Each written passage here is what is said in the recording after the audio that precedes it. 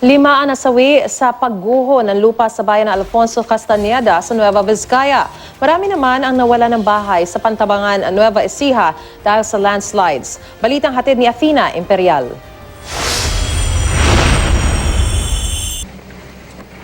Walang tigil sa paghuhukay ang retrieval operations ng Bureau of Fire Protection Castañeda para makuha ang katawan ng 58 taong gulang na si Isabelita Agustin.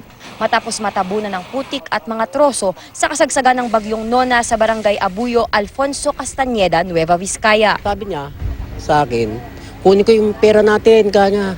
Sabi ko, huwag mo nang puntahan ko, wala tayong pera. Yun po, bumalik siya, kinuha niya yung pera. Tamang-tama dito po siya na-aksidente. Dito siya tinangay ng punong kahoy.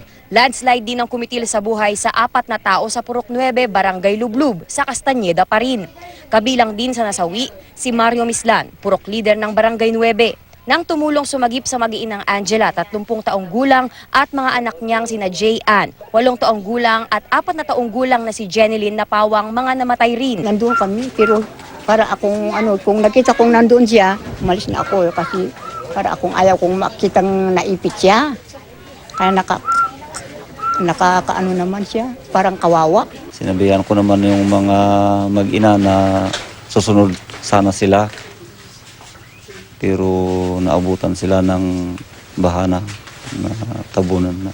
Patuloy ang lokal na pamahalaan ng Castañeda sa pagtulong sa mga biktima at sa paghanap sa mga nawawalang residente. Kasama sa putik ang mga troso at mga puno na humarang sa daan at sumira sa mga pananim at mga bahay. Sa barangay Kadaklan sa Pantabangan, Nueva Ecija, 3 bahay ang natabunan ng landslide, kabilang ang bahay ni Mang Bonifacio. Dahil po ito ma'am, umuugong na po itong gawing gitna na yan.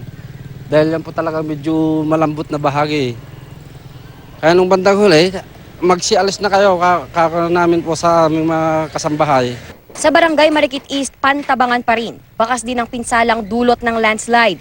Maswerte si Arceli Marmolejo na hindi nadamay. Talaga makikita po nyo talaga na bumabagsak yung puno, talagang ganun.